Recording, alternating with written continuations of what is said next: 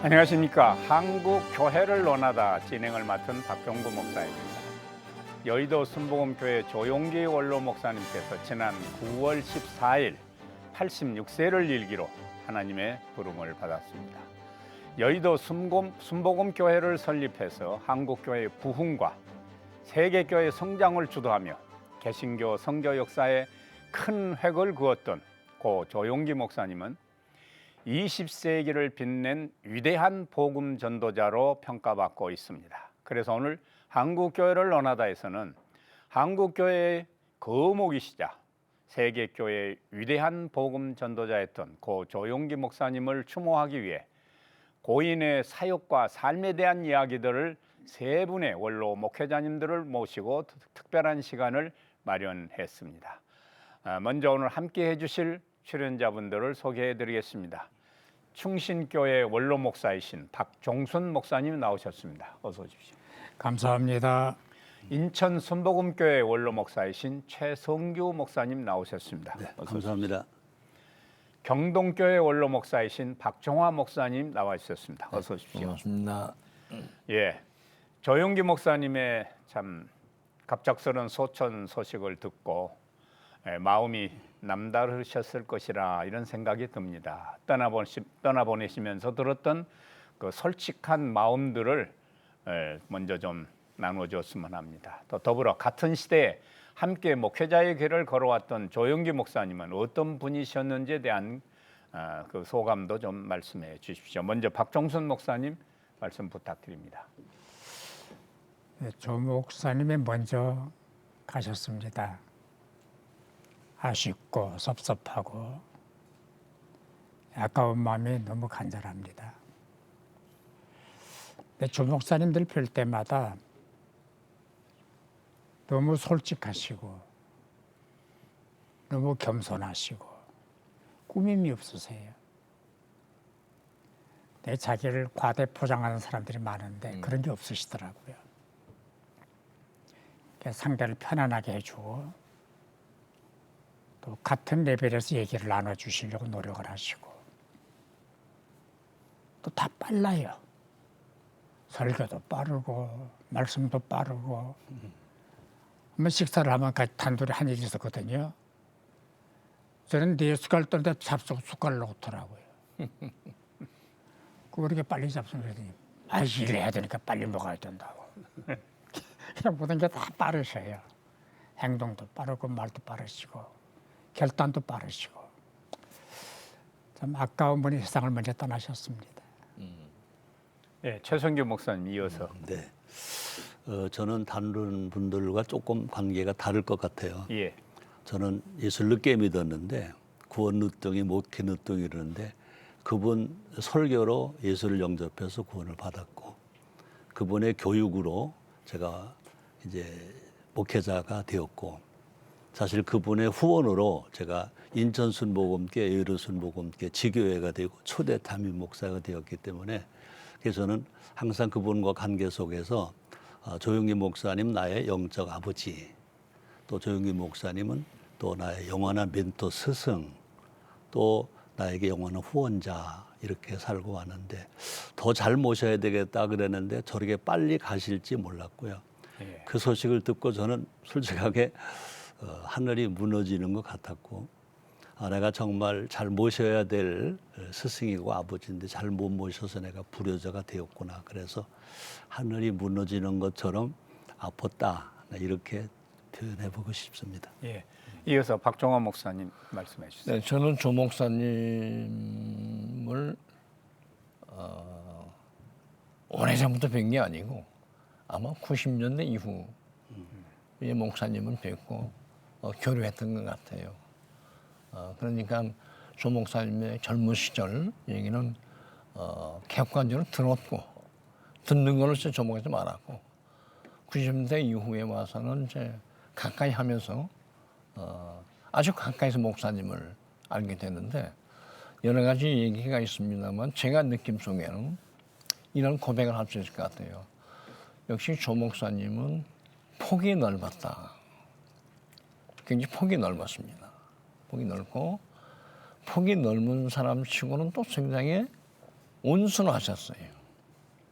그리고 온순하고 폭은 넓은데 또 굉장히 이 집념이 강하셨는데 무슨 집념이냐면 제가 느낀 집념은 세계 복음화라고 하는 거대한 세계 무대를 놓고 그 복음을 전해야 된다. 모든 걸 뛰어넘어서 전해야 된다고 하는 그 힘이 너무 강했습니다. 그래서 지금 제가 목사님 가셨는데 이런 말 할 수 있을지 모르겠습니다. 조 목사님은 우리를 떠나셨다. 사실은. 그런데 우리는 그분을 보내지 않았다. 그 말은 그분의 그 폭과 넓기와 높이 이런 것들이 아직 우리한테 남아서 더 발전하고 계속해야 되겠다. 뭐 이런 생각을 제가 목사님 보내면서 느꼈습니다. 예, 조영기 목사님께서는 희망과 긍정, 이런 용기의 복음 그런 영성을 강조하신 목사님으로 우리가 기억되고 있습니다. 이 나라와 또 한국 교회에 너무나도 큰 영향을 끼치셨지요. 소속 교단에서도 조영기 목사님의 목회에 대한 다양한 연구가 진행되고 있다고 들었는데요. 특별히 조영기 목사님의 영성과 신학에 대해서 참 어떻게 우리가 좀 접근할 수 있을지 최성규 목사님 좀 먼저 언급해 주세요. 네.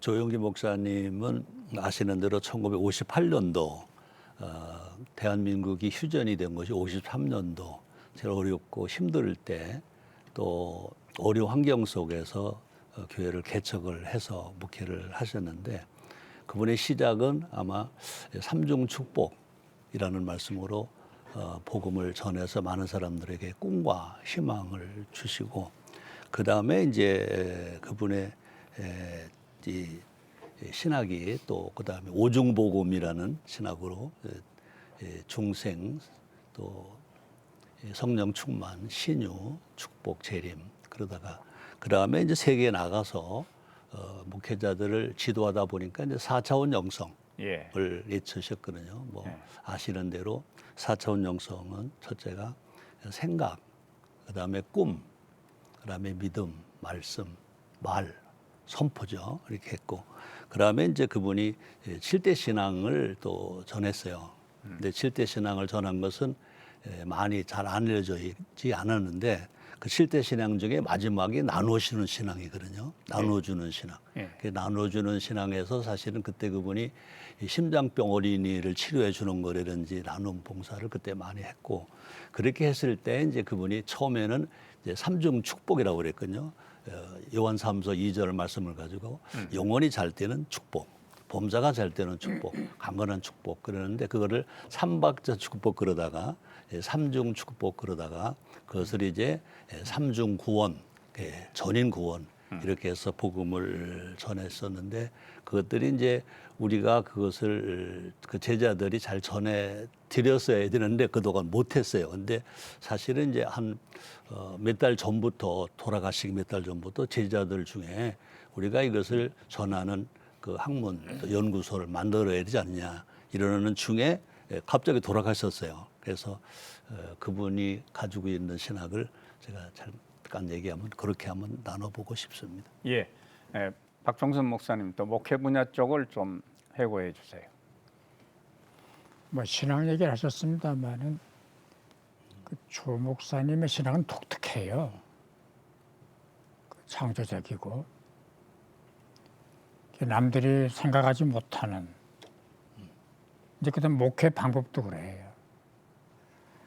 예컨대 한국 교회가 성령운동에 대해서 불모지었을 때 전혀 외면하거나 또 반신반의할 때 성령운동이 이치를 드신 거예요. 오순절 운동을 하셨어요.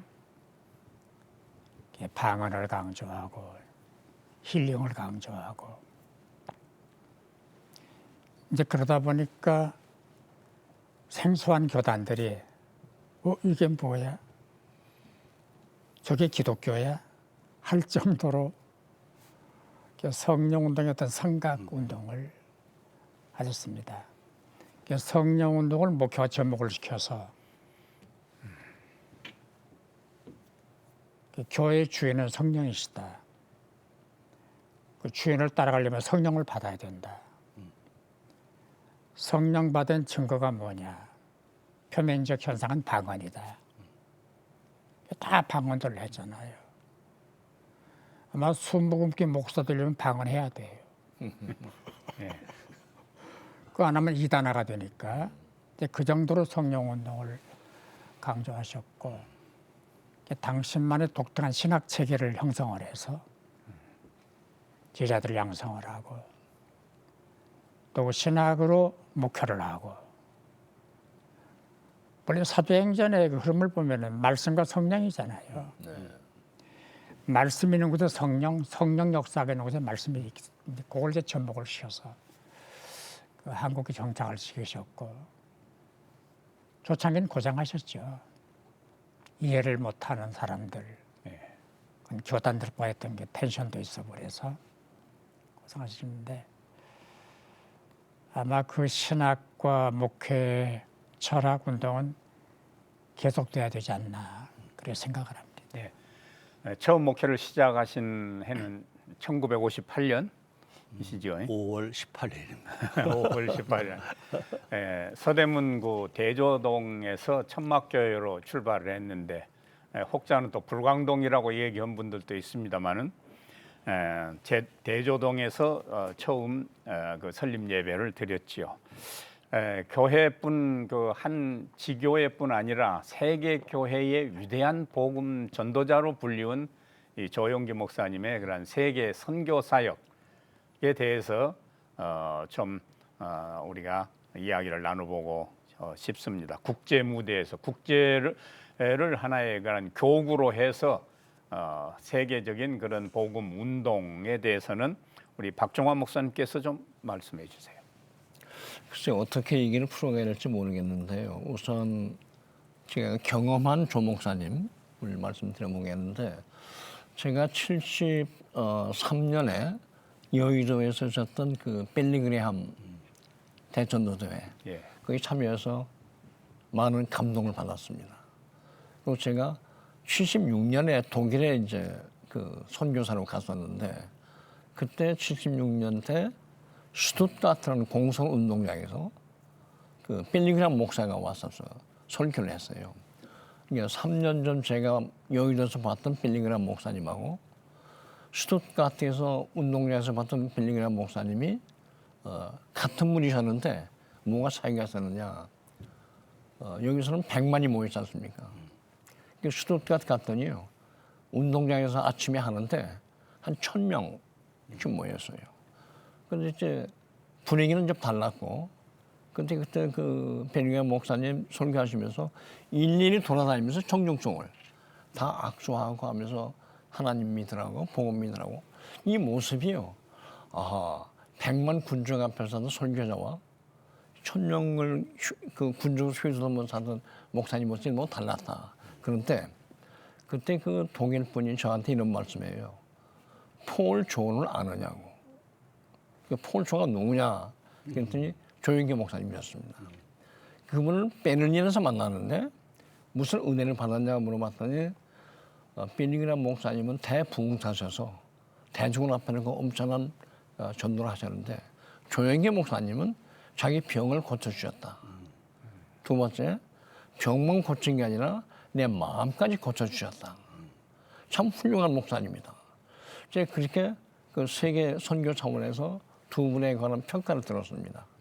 그 보니까 이제 조 목사님 얘기로 돌아가면 조 목사님이 전 세계를 무대로 땅끝까지 이르러서 하나님의 증인을 만드시려고 전도하셨는데 이 전도가 가는 곳마다 다르게 나타나는데 육신의 병도 고쳤지만 마음의 병을 같이 고쳐서 그것이 말하자면 육과 영을 합한 성령의 운동을 곳곳에서 전개하셨구나.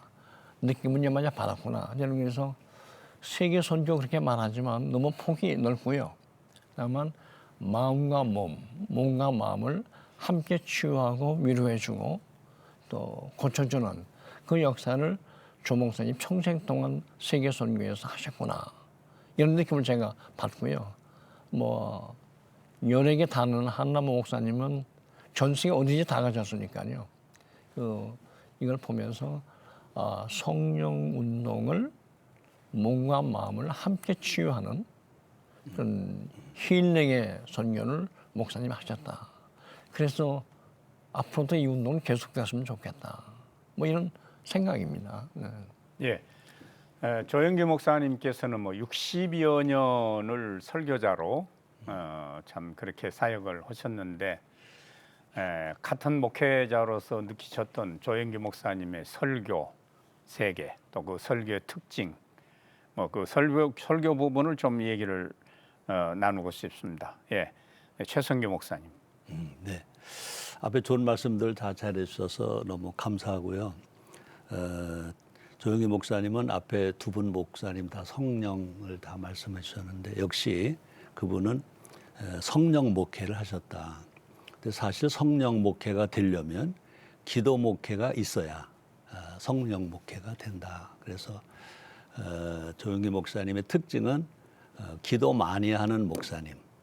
그러다가 보니까 성령에 잡혀서 성령으로 목회를 하셨다. 그래서 저는 하나 더 보태면 그분의 설교는 성경이 빠지질 않거든요. 근데 그분은 성경을 해석해 주는 설교보다는 필요한 사람에게 성경을 찾아서 성경으로 처방해서 들려주면 그것이 반복 들을 때 은혜가 될 뿐 아니라 그것이 힐링이 되고 치료가 되고 변화가 되는 그런 것을 보거든요. 그래서 저는 이렇게 그냥 단답적으로 말하면 그분은 성경을 떠나지 아니한 성경 목회하셨다. 그다음에 성령으로 목회하셨다. 그다음에 기도로 목회하셨다. 그다음에 사람들에게 필요를 채워주는 필요 목회를 하셨다. 근데 가끔 보면 설교를 잘 하시는 분들이 계신데 성경 설교는 잘 하시는데 필요로 처방이 없는 거를 저는 이제 조 목사님 밑에서 자란 사람으로서 저건 아닌데 그럴 때 정말로 모든 사람이 필요를 채워주는 필요 목회. 그렇기 때문에 많은 사람들이 모여들었죠. 병든 사람은 치료받으러 왔고 외로운 사람은 위로받으러 왔고 또 낙심하는 사람은 소망을 받으러 왔고 그런 역할을 잘 해주셨다. 그래서 정말 제자로서 잘 이어가야 되겠다 그런 생각을 계속 하고 있습니다. 예. 박종순 목사님이 조영기 목사님의 설교에 대한 언급. 뭐 같은 설교자입니다만은 조 목사님의 설교를 이렇게 요약을 하고 특징을 정리를 하면은 첫째 쉬워요. 어렵잖아요. 그분 설교에 어려운 용어 한 번도 안 나와요. 예. 뭐 철학적이고 논리학이고 그런 거 없어요. 아주 쉽게. 그다음에 긍정적이에요. 언제나 긍정적이에요. 그리고 인간의 아픔을 다뤄요. 아까 말씀하신 대로 영혼의 아픔, 마음의 아픔, 육체의 아픔. 어디 병자 있다. 하나님이 고치고 계신다. 소통이 가능한 거죠. 설교는 소통이 중요하잖아요. 그다음에 말씀하신 대로 복음적이에요. 아무도 복음 외로 나가는 길이 안 나가잖아요. 또 특별한 기교가 없어요. 요즘에 설교자들 기교 부르는 사람 많아요. 자기를 드러내고 자기를 과시하고 뭐 꾸밈을 갖고 나오고 맞아 설교 단위 자기 무대인 줄 아는 사람들이 있거든요. 그런 게 없어요. 아주 담백한 설교를 하고 계시고 그런 말씀드렸던 대로 말이 빨라 설교가 빨라요. 근데 최 목사님이 그 흉내 내면 설교가 안 됩니다. 아무도 그분의 설교를 흉내를 낼 수가 없어요. 흉내 내면 안 돼. 네. 흉내를 내도 안 되고 낼 수도 없고. 근데 전달이 돼요. 그렇게 빠른데도 전달이 되는 거예요. 저는 설교를 들을 때마다 좀 독특한 설교를 하고 계신다. 감동을 받곤 했죠. 예. 조영기 목사님은 참 세계적으로도 큰 영향력을 행사하셨고 또 뭐 단일 교회로서는 세계 최대 교회로 성장한 그 여의도 순복음교회가 있지 않습니까? 그래서 여의도 순복음교회를 중심으로 조영기 목사님의 목회 철학 또는 교회 운영 시스템 뭐 이런 것을 좀 우리 박종화 목사님께서 한번 좀 짚어주시죠. 저는 그분의 그 여의도 순복음교회 목회 현장에 관해서는 제가 반밖에 모르고요. 예, 우리 그분이 끼친 영향을 순복음교회 밖에 있는 사람들은 어떻게 받았을까? 이것도 좋은 이제 선교적 목회가 아닌가 싶은데요. 참고로 얘기 드리겠습니다. 1995년도에 제가 보기에는 굉장한 사건이 하나 있었습니다.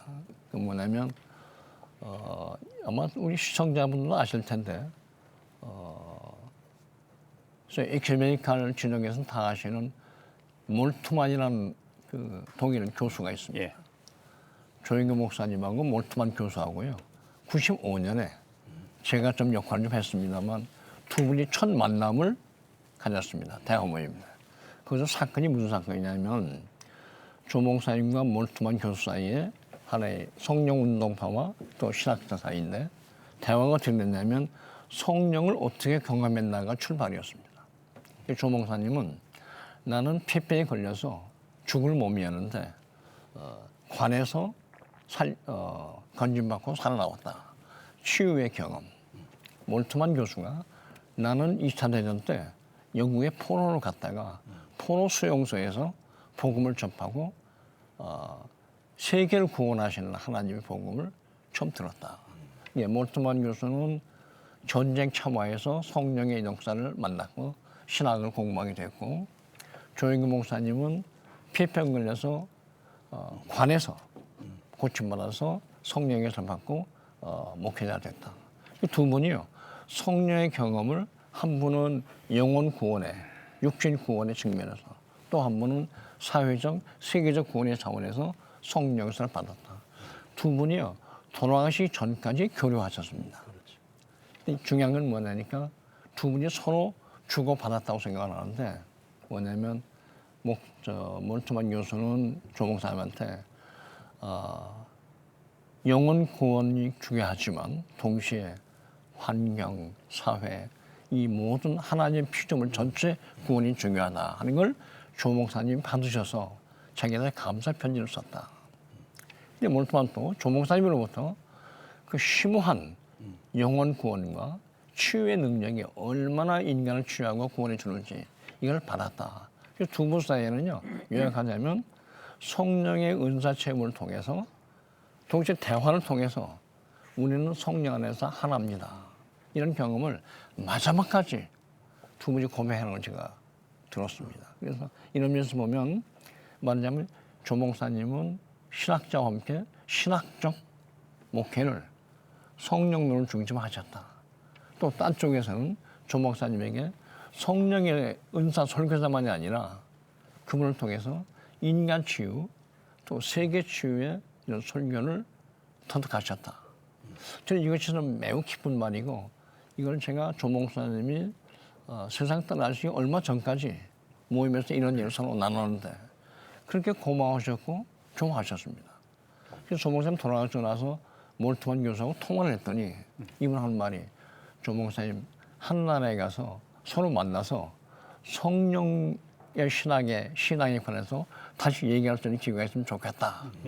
이런 얘기를 유가족에게 전해달라. 거기 가야 뭐 그런 얘기할 필요 없고 근데 객관적으로는 그래요. 글 쓰시고 나도 그 봤어요. 네, 몰트만 조영기 예. 대화가 안 됩니다. 예. 객관적으로는. 근데 두 분이 말이고 심오한 대화를 나눴다. 예. 주제는 성령이었다. 예, 맞아요. 대단한 사건이죠. 사건이죠. 박종화 목사님께 질문을 드리고 싶은 건 몰트만의 그 희망의 신학과 조영기 목사님의 희망의 목회에 어떤 서로의 공통점 또는 어떤 상이점을 간단하게 좀 짚을 수 있을지 모르겠습니다. 조 목사님이 그 몰트만과 처음 대화를 할 때 제시한 게 있습니다. 나는 당신의 희망의 신학을 읽었다. 예.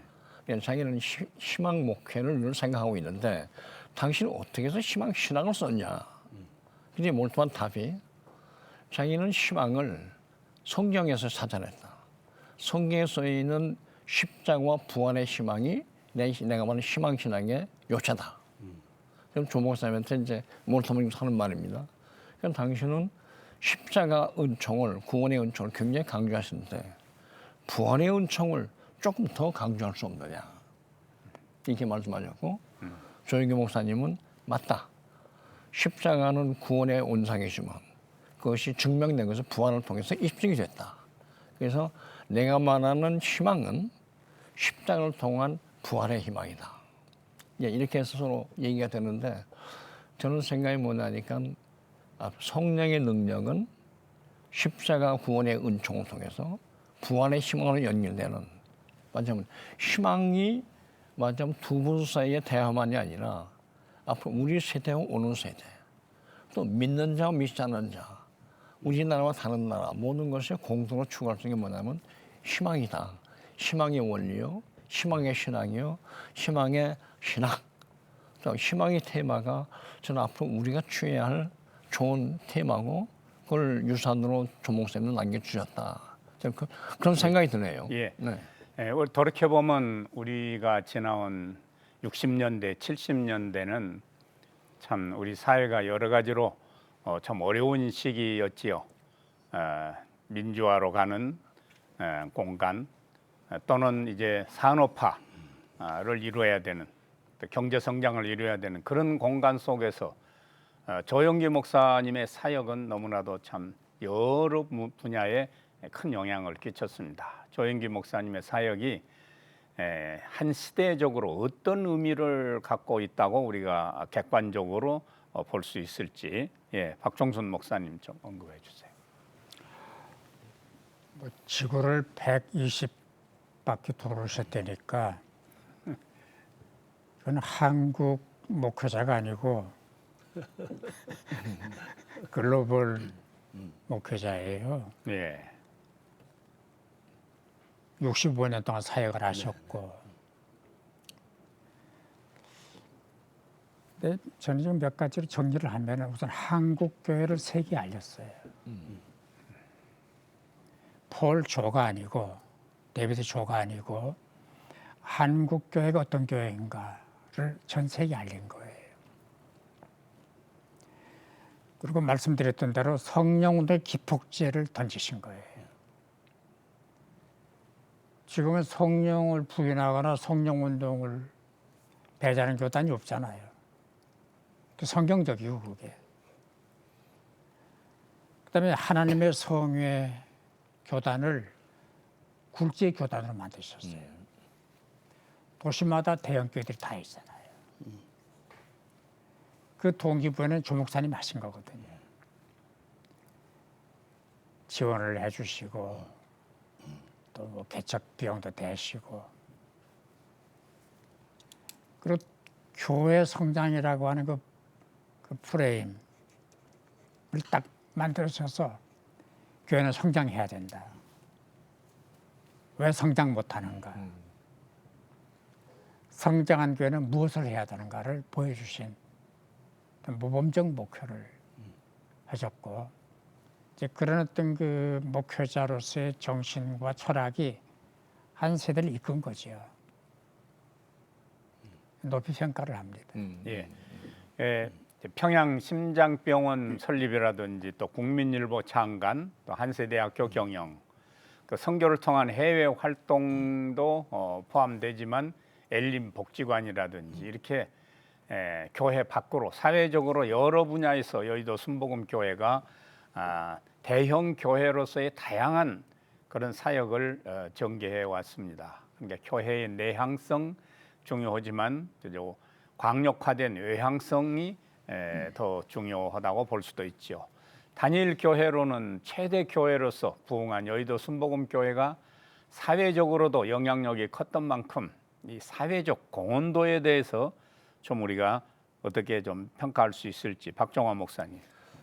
저는 그 여러 가지가 있겠습니다만 그 중에서 제가 조금 개인적으로 관여하고 있으니까 말씀드리면 우리 박 목사님도 관여하셨고 여의도 순복음교회가 제일 큰 교회지만 한국에서 소위 언론을 통한 선교 이게 큰 획을 그으셨다.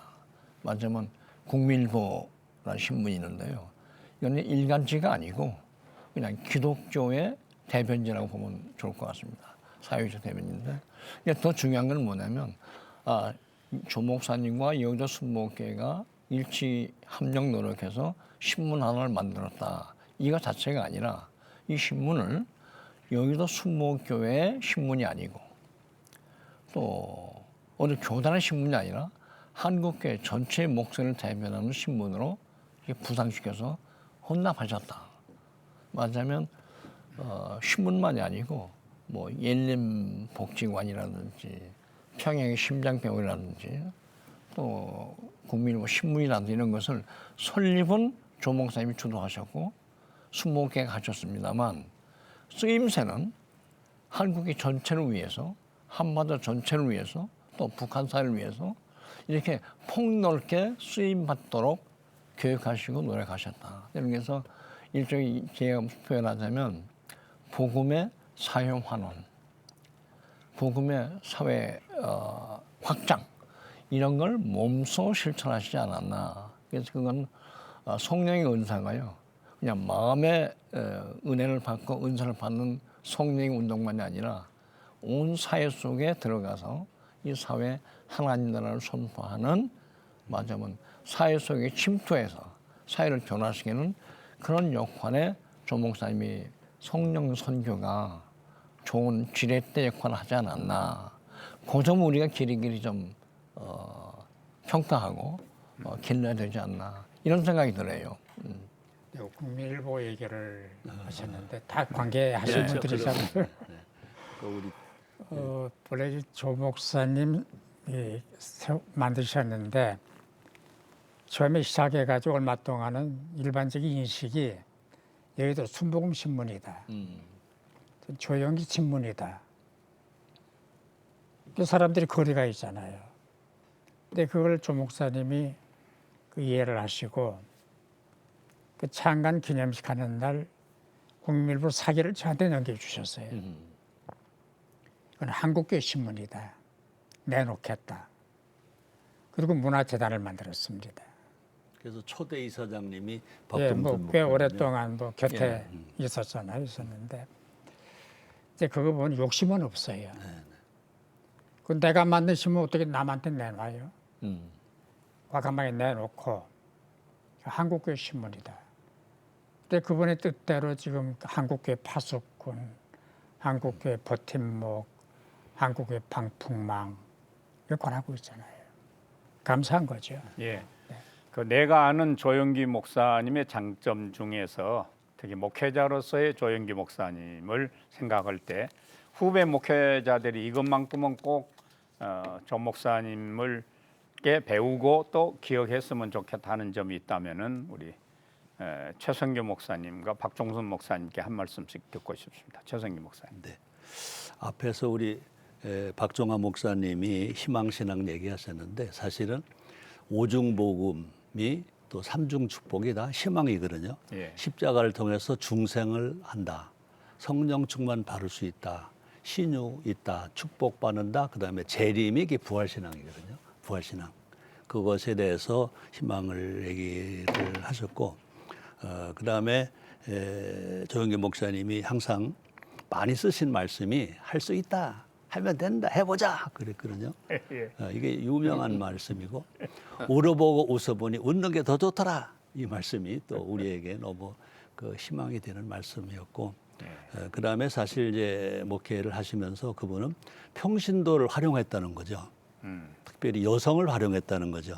그래서 구역장 제도를 세우고 특별히 여성 구역장, 여성 조장 제도를 세워서 목회를 하신 것이 우리가 정말로 배울 일이고 계속 이어갈 일이 아닌가 그런 생각을 합니다. 예.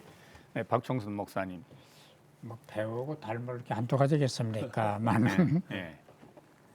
한 두세 가지로 정리를 하면 첫째 경청입니다. 말을 들어라. 잘 들으셔요. 그렇습니다. 대화할 때 딴 데 안 바라보셔요. 경청을 하셔요. 경청이 소통의 그 다리잖아요. 두 번째는 균형입니다. 말씀과 성령, 성령과 말씀의 균형. 목회들이 배워야 돼요. 치우치면 안 되잖아요. 그다음에 하나는 후배 양성이에요. 많은 사람을 키우셨습니다. 조성교 목사님을 키웠습니다. 감사합니다. 그래 정말입니다. 딱 거목들이 그럼요. 질비하잖아요. 그분이 키운 나무들이 자라서 거목이 됐고 또 그 거목들이 그늘이 돼서 덮어주고 울타리가 돼주고 사람을 키우셨다. 그걸 배우자 하는 예를 들을 수가 있습니다. 예. 참 벌써 마무리할 시간이 다 되었는데요. 조용기 목사님에 대한 그 삶과 사역을 우리가 조명하고자 할 때는 조용기 목사님께서 500여 권의 저서를 또 남기셨습니다. 성령론이라든지 병을 짊어지신 예수님, 4차원 영성을 비롯해서 그러한 그 저서를 통해서도 우리가 접근할 수 있으리라 생각되고, 오늘 시간이 없어서 우리가 다루지 못했습니다만 4차원 영성 신학 부분도 다른 기회에 우리가 좀 더 조명할 수 있으리라 생각됩니다. 끝으로 조용기 목사님 우리가 이게 추모하면서 이 시간에 또 다 하지 못한 말씀 있으시면은 1분씩만 시간을 드리겠습니다. 최성교 목사님. 고맙습니다. 감사합니다. 그 말은 꼭 하고 싶고요. 또 걱정하지 마세요. 제자들이 있잖아요. 또 이렇게 좋으신 많은 목사님들이 또 언론 매체나 방송기관에서 조 목사님 가신 것을 추모하면서 많은 프로그램들을 내놓으시고 또 글들을 내놓으시는 것을 볼 때 정말 살아계실 때는 욕도 좀 먹으셨지만 이제 돌아가신 후에 모두가 세계가 이렇게 다 추앙하고 있고 따라가려고 하고 있잖아요 라고 말씀을 드리고 싶습니다. 예, 박종화 목사님. 예, 저는 딱 한 가지만 말씀드리고 싶은데 조 목사님이 남긴 거 예. 뭘까? 지금 우리 대화에서 나왔습니다만 정리해 보니까 조 목사님은 그렇게 큰 일을 하셔놓고 자기 개인적으로 취한 게 없어요. 예. 말하자면 사회 환원, 교회 환원, 세상 환원을 통해서 다 내놓으셨다. 그래서 다른 말로 표현하면 우리 후진들이 배워야 할 게 뭐냐면 훌륭한 사람일수록 공공성에 예. 노력을 했으면 좋겠다. 교회도 직장도 모든 것도 다 공공이고 우리는 하나님의 청직일 뿐이지 소유자가 아니다. 은사에. 이것을 조 목사님이 가시면서 직접 간접으로 우리한테 주고가지 않았나. 이게 제가 보기엔 하나 터득할 점이고 배워할 점 아닌가 그렇게 생각을 합니다. 예, 박종순 목사님. 제가 신문 추모사에서도 언급을 했습니다마는 다 갑니다. 대통령도 가고 목사도 가고 다 가는데 이제 먼저 가셨잖아요. 제가 추모사 말미에 조 목사님 천국에서 만나십시다라고 했거든요. 얼마나 그 희망적이고 얼마나 미래지향적이고 우리에게 소망을 주는 천국이 있잖아요. 정말 거기서 만나십시다. 먼저 가셨는데 기다리세요. 멋져요. 예, 한국 교회를 논하다에서는 한국 교회 거목이시면서 또 세계 교회의 위대한 복음 전도자였던 영산 고 조용기 목사님을 추모하기 위해서 참 그분의 그러한 목회 사역, 삶에 대한 이야기들을 오늘 세 분, 평소에 또 교분이 두터우시던 우리 세 분 원로 목사님들을 한 자리에 모시고 이야기를 나눴습니다. 사랑하는 자여, 내 영혼이 잘됨 같이 내가 범사에 잘되고 강건하기를 내가 간구하노라. 이 말씀은 고 조용기 목사님께서 평생 가장 사랑했던 성경 구절이라고 합니다. 민족의 과도기를 살아오면서 목회자로서 민족에게 희망을 외쳤던 고 조용기 목사님의 긍정적이고 적극적인 신앙과 외침이 앞으로 살아갈 많은 신앙인들에게 오래 기억될 수 있기를 바라면서 한국 교회를 원하다 오늘 순서 여기서 마칩니다. 함께해 주신 여러분 고맙습니다.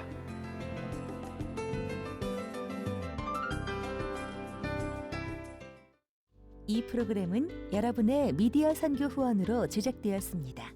선교는 사명, 후원은 동역. 당신도 복음을 전할 수 있습니다. 선교 후원 02-6333-1003번